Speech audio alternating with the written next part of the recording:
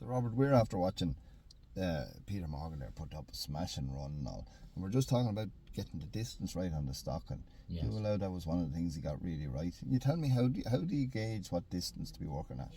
Well, it actually the most important part is knowing your sheep, and we're after seeing Peter, who is a master at reading sheep, and his dog had the correct distance, clean flanks, and they moved around, and he didn't overflank and he didn't underflank. I always had the dog in the right place.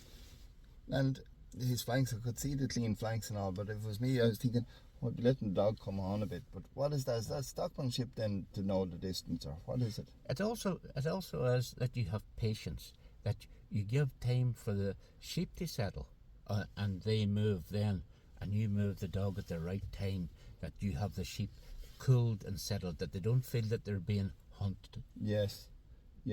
And what do you mean? Like, I saw Peter stop the dog there on the cross drive, and the sheep stopped, and he let everything rest for a second. And I'd be thinking I'd be getting the dog up, but do you have to let the sheep think a bit, or what is it?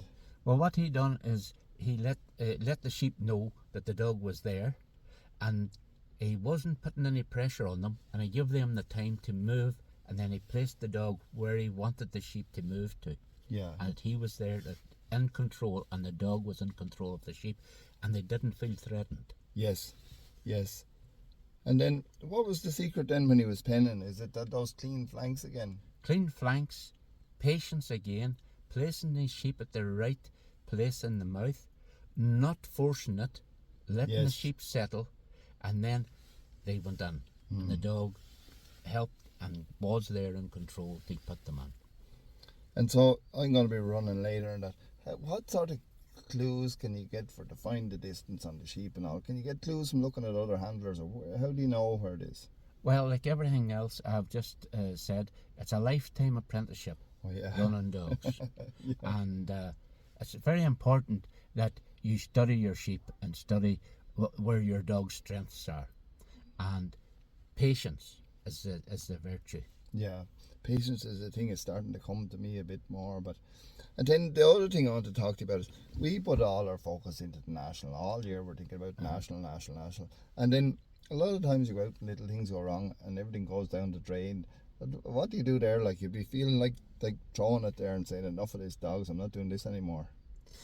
I can only speak for myself, but for years I would have maybe a bad day at a trial, and I go home saying, well, that's it, I'm throwing in the towel.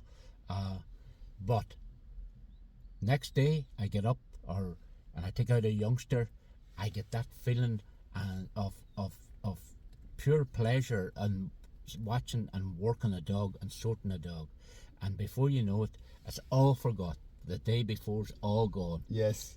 You're on to the next trial. Yes, like a river there. It's gone down the river. It's or gone. onto the new stuff. And you don't let it, and that's the way it has to be. But it's your enthusiasm for the sport that gets you gathered up and ready to go the next day. But it's like a drug, isn't it? We forget about the hangover real quick. It is a drug, and we all know that's very addictive. And the pleasure of even watching like a run of Peters, a top run, that the man and dog are in sync, and they do the run that you say, that's the way I want to do it. Yes. That's what it's all about. And come here, you've won the national before. What does that feel like? It's absolutely a tremendous feeling, and it's something that, yes, for even to win a trial, everybody in this world, in this life, should win something at some time, because that gives you a tremendous adrenaline of pleasure. Yeah. You know. Yeah, well, look forward to seeing you win the next one, Robert. Thank you.